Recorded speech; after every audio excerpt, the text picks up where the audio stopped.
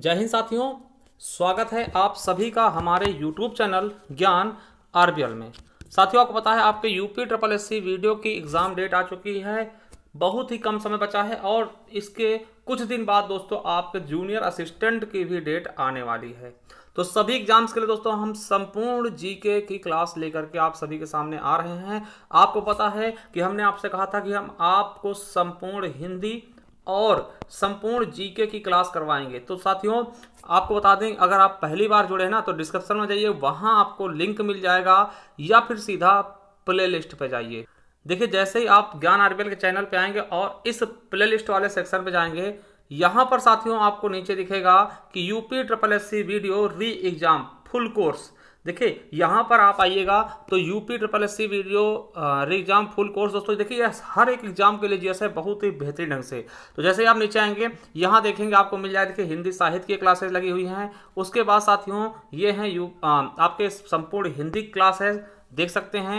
उसके अलावा साथियों ये है संपूर्ण भारतीय संविधान की क्लास है, और फिर यहाँ पे क्लिक करिएगा, फिर और भी प्लेलिस्ट खुल जाएंगी, चाहे वो भूगोल हो, हिस्ट्री हो, इकोनॉमिक्स हो या फिर यूपी स्पेशल हो। सब कुछ हमने बहुत ही अच्छे से पढ़ाना शुरू कर दिया। चलिए दोस्तों शुरू करते हैं।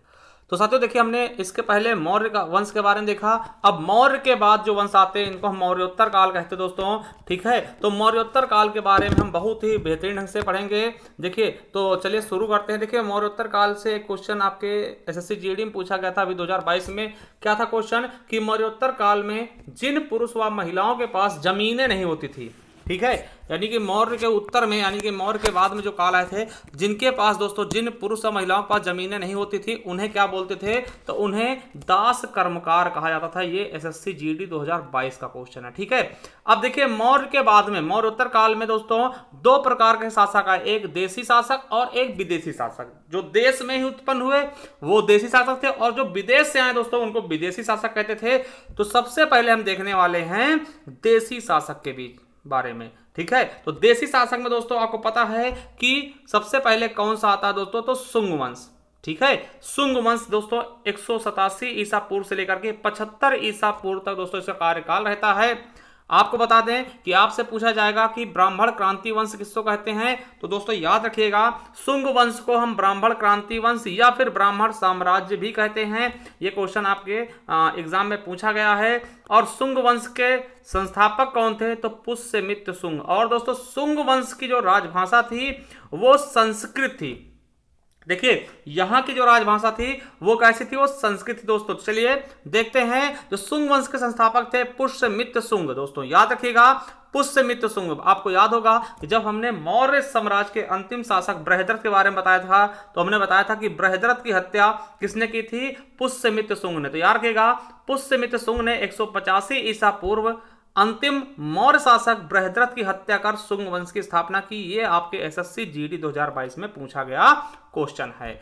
अब देखिए, धनदेव का अयोध्या अभिलेख क्या कहता है, तो अयोध्या अभिलेख के बारे में बात करें तो धनदेव का जो अयोध्या में अभिलेख लिखवाया गया था उसमें लिखा था, क्या बताएगा उसमें, कि पुष्यमुत द्वारा 2 अश्वमेध यज्ञ करवाए गए। किसके द्वारा, तो पतंजलि द्वारा। देखिए, धनदेव का अयोध्या अभिलेख में क्या मिलता है कि पुष्यमुत द्वारा 2 अश्वमेध यज्ञ कराए गए। उस यज्ञ को किसने संपन्न कराए थे, तो पतंजलि ने, ठीक है। और आपको बता दें, शुंग वंश की जो जानकारी है, शुंग वंश की राजनीतिक जानकारी कहां मिलती है, तो कालिदास की दोस्तों एक रचना है मालविकाग्निमित्रम में। दोस्तों आपको पता चल जाएगा, याद रखिएगा कि शुंग वंश की राजनीतिक जानकारी हमें किस ग्रंथ से मिलती है, तो कालिदास रचित मालविकाग्निमित्र से।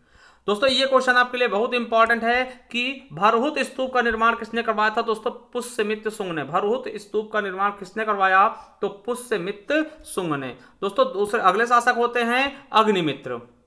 दोस्तों इनके पिता थे पुष्यमित्र शुंग, इनके पिता थे, उनके पुत्र अग्निमित्र। दोस्तों इसके बाद गद्दी बैठते हैं। आपको बता दें कि कालिदास के काव्य मालविकाग्निमित्र का मुख्य नायक अग्निमित्र था। दोस्तों यही जो थे, आपको पता है जो कालिदास की रचना थी मालविकाग्निमित्र, उसके मेन नायक दोस्तों यही थे। आपको बता दें कि जो मालविकाग्निमित्र है ना, इसमें दोस्तों मालविका नाम की नायिका है और अग्निमित्र, इनके दोनों की प्रेम कहानी का वर्णन कालिदास द्वारा किया गया है। चलिए आपको बता दें, अब देखिए नोट करके लिख लेंगे कि शुंग वंश का अंतिम शासक कौन होता है, देवभूति।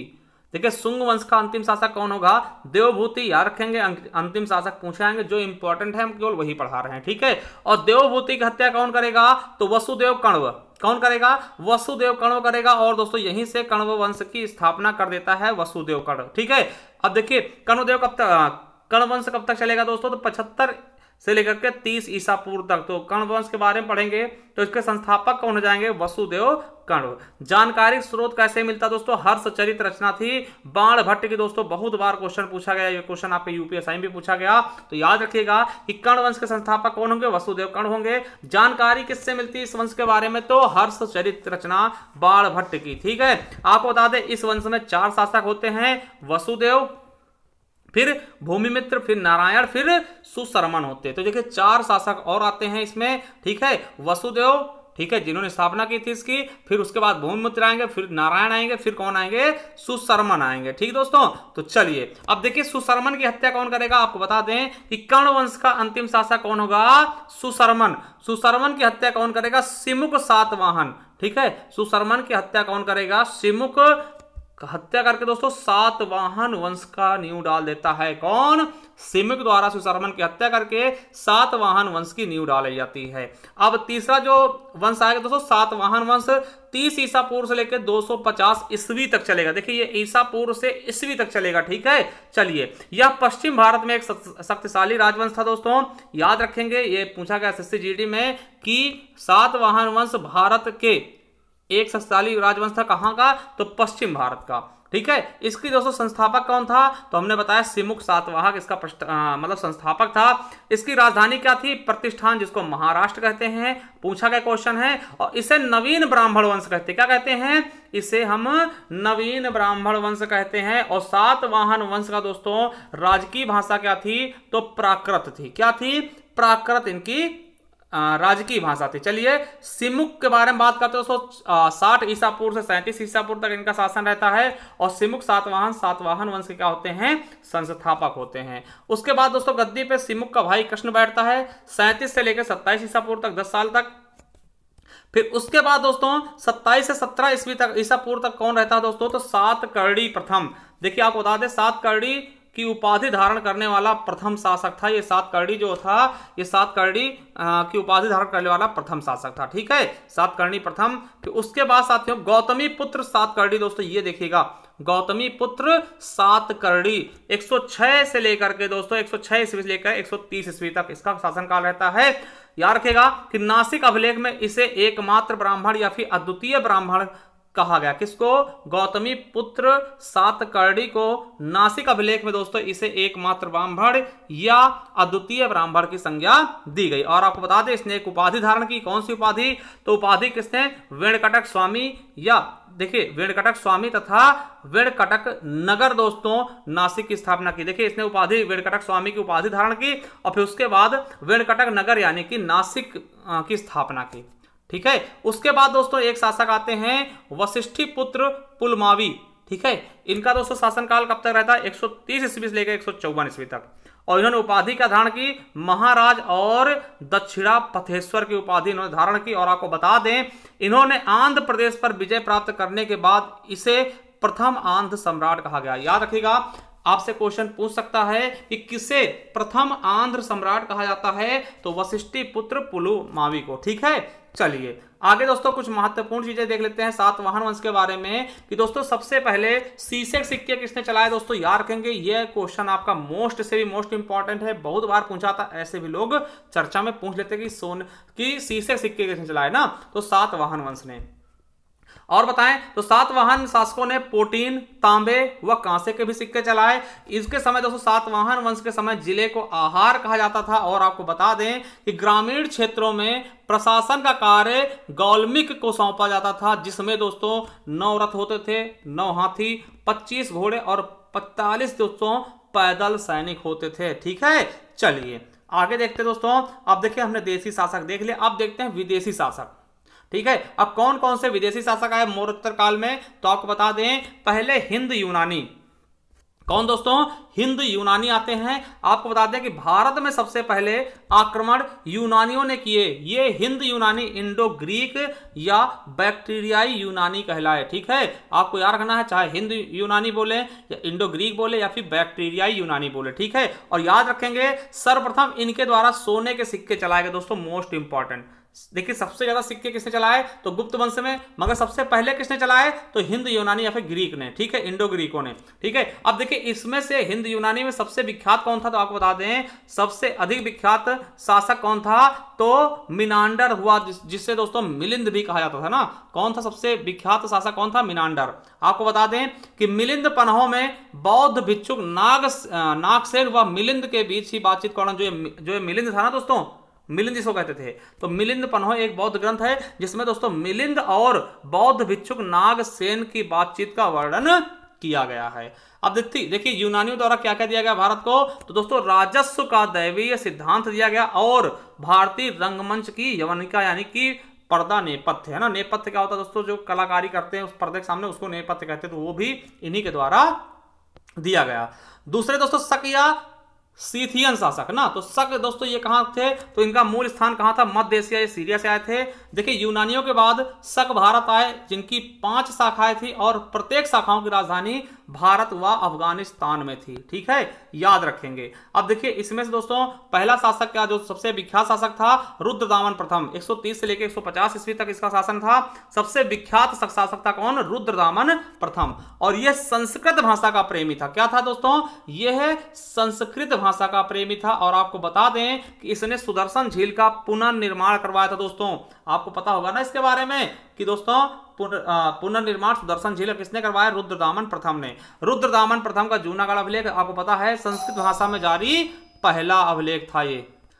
तो चलिए साथियों देखिए एक चीज और याद कर लेंगे दोस्तों कि शक वंश का अंतिम शासक कौन था? रुद्र सिंह तृतीय। आपको बता दें कि शक वंश का अंतिम शासक कौन था? रुद्र सिंह तृतीय था। आपको बता दें इसकी हत्या कौन करता है? तो चंद्रगुप्त विक्रमादित्य। कौन करेगा साथियों इसकी हत्या? रुद्र सिंह तृतीय की चंद्रगुप्त विक्रमादित्य। चलिए आगे देखते हैं।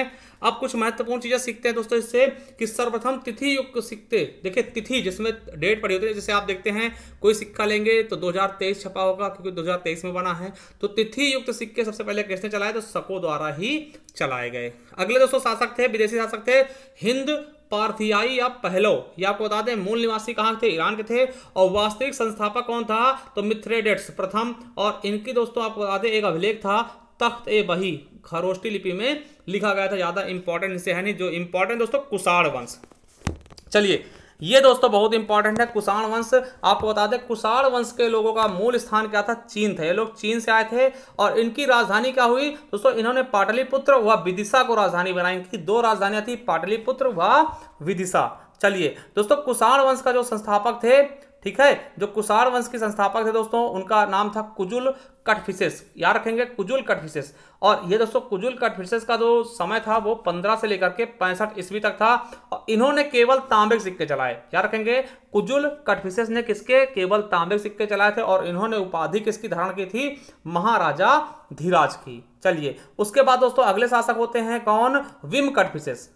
65 से लेकर के दोस्तों 78 ईस्वी तक थे। आपको बता दें इसे सिंधु नदी पार करके, इसने सिंधु नदी पार करके तक्षशिला व पंजाब तक अधिकार कर लिया था। याद रखेंगे इन्होंने सिंधु नदी पार करके तक्षशिला और पंजाब पर अधिकार कर लिया था। और भारत में सर्वप्रथम विशुद्ध सोने के सिक्के किसने चलाए? तो विम कटफिसेस ने चलाए। ठीक है, और यह शैव धर्म का अनुयायी था तथा महेश्वर की उपाधि। देखिए शैव धर्म जो शिव से संबंधित होते हैं, जो शिव की पूजा करते हैं, वो शैव धर्म के अनुयायी माने जाते हैं। और इन्होंने महेश के नाम पर, यानी शिव जी को महेश बोलते हैं इसलिए महेश्वर की उपाधि धारण की थी। किसने? विम कटफिसेस। देखिए विम कटफिसेस से एक चीज याद रखेंगे, इन्होंने विशुद्ध सोने के सिक्के चलाए थे। ठीक है, चलिए सबसे इंपॉर्टेंट दोस्तों अगर कुछ है तो कनिष्क है।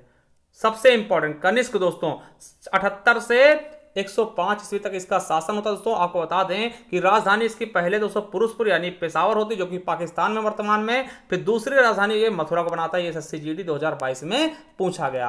अब देखिए इसने कश्मीर में कनिष्कपुर तथा तक्षशिला में सिरकप नगर की बसाया था। ठीक, कनिष्कपुर का देखिए कश्मीर में कनिष्कपुर और तक्षशिला में सिरकप नगर बसाया। याद रखेंगे। और इसी के समय चतुर्थ बौद्ध संगीति का आयोजन किया था कहां? कुंडल वन में। ठीक, कश्मीर के कुंडल वन में चतुर्थ बौद्ध संगीति की स्थापना की जाती है। ये क्वेश्चन आपके यूपी SSSC सप्लाई इंस्पेक्टर 2022 और दोस्तों यूपीएसआई 2021 में पूछा गया क्वेश्चन है कि चतुर्थ बौद्ध संगीति किसके समय होती? कनिष्क के समय।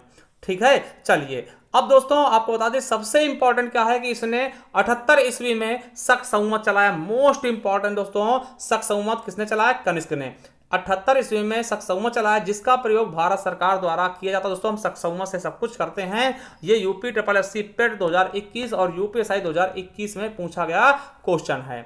अब देखिए आपके SSC GD 2022 में क्वेश्चन पूछा गया क्या कि कनिष्क ने सिल्क मार्ग पर अधिकार कर लिया था। दोस्तों कौन से शासक ने, किस शासक ने दोस्तों सिल्क मार्ग पे अधिकार किया? तो कनिष्क ने। सिल्क मार्ग कौन सा था दोस्तों? चीन से रोम तक जाता था। इस पर अधिकार कनिष्क द्वारा कर लिया गया था। और कनिष्क को द्वितीय अशोक भी कहते थे। क्या कहते हैं? कनिष्क को द्वितीय अशोक कहते हैं। दोस्तों कनिष्क दरबारी के बारे में बात करते हैं तो ये कुछ दरबारी हैं जो कि मोस्ट से भी मोस्ट इंपॉर्टेंट है। पहला है अश्वघोष, इनकी रचना है बुद्ध चरित। दोस्तों SSC GD में पूछा गया। आपको बता दें बुद्ध चरित में बुद्ध जी की जीवनी है। दोस्तों ये SSC GD में पूछा गया। बुद्ध चरित में क्या है? बुद्ध जी की जीवनी किसमें? तो बुद्ध चरित में। दोनों क्वेश्चन आपके SSC GD 2022 में पूछे गए। अगला दोस्तों चरक, चरक की रचना है चरक संहिता। दोस्तों ये आपको बता दें चरक संहिता दोस्तों SSC GD में पूछा गया है। यूपी SSSC पेट 2021 में पूछा गया है यही क्वेश्चन की चरक रचना किसकी है, चरक संहिता किसकी रचना है। और सप्लाई इंस्पेक्टर में पूछा गया दोस्तों 2022 में। देखिए लगातार पूछा जा रहा। आपसे ये भी पूछ सकता है चरक क्या थे? चरक एक क्या थे? चिकित्सक थे, है ना। अब बता दें चरक को दोस्तों आयुर्वेद का जनक कहते हैं। दोस्तों आयुर्वेद के जनक कौन है? तो चरक है। दोस्तों SSC GD 2022 में देखिए ये सारे क्वेश्चन पूछ ले गए एक ही जगह से ना। दोस्तों अगले तीसरे तो कौन थे दोस्तों? नागार्जुन थे, जिन्हें हम भारत का आइंस्टीन कहते हैं, शून्यवाद के जनक कहा जाता है। और वसुमित्र और दोस्तों पार्श्व, ये सभी क्या थे दोस्तों? कनिष्क के दरबारी थे। जिसमें दोस्तों चरक याद रखेंगे, ये क्या थे? चिकित्सक थे। चरक आपको पता होगा ये चिकित्सक थे। दोस्तों बहुत अच्छे से आपको समझ में आया होगा। चलिए दोस्तों अब हम आगे देखिए, ये आपका मौर्योत्तर काल समाप्त हो चुका है। इसका एक बार रिवीजन कर लीजिएगा। और आपको बता दें कि आप जाइए ज्ञान RBL के प्लेलिस्ट पे, और जैसे वहां जाएंगे दोस्तों ये दिखेगा आपको यूपी SSSC री एग्जाम फुल कोर्स। दोस्तों ये सभी एग्जाम के लिए इंपॉर्टेंट, ऐसा नहीं कि केवल वीडियो के लिए ही है ना। जूनियर असिस्टेंट पुलिस सबके लिए दोस्तों एक बार आप पढ़ लीजिएगा। देखिए ये हिंदी साहित्य क्लासेज और संपूर्ण हिंदी, इससे आप क्लियर करिएगा। और संपूर्ण संविधान भारती दोस्तों यहां से मिल जाएगा। और यहां पे क्लिक करेंगे तो और सारे खुल के आ जाएंगे दोस्तों, और सारे प्लेलिस्ट खुल के आ जाएंगे जिसमें आपको यूपी स्पेशल होगा, इस तरीके से आपको मिल जाएंगे। ठीक है, और बता दें आपको कि यहाँ पे क्लिक करके सभी पढ़ लीजिएगा। और इन सबकी PDF दोस्तों आपको हमारे टेलीग्राम चैनल यानी ज्ञान RBL ऑफिशियल में मिल जाएगा। तो यहाँ पे देखिए हमने वीडियो के दोस्तों पेपर भी डाले प्रीवियस, तो आप जा करके इसको भी, चैनल को भी देख लीजिएगा। ठीक है, चलिए दोस्तों थैंक यू, मिलते हैं नेक्स्ट वीडियो में। तब तक के लिए जय हिंद, जय भारत, वंदे मातरम।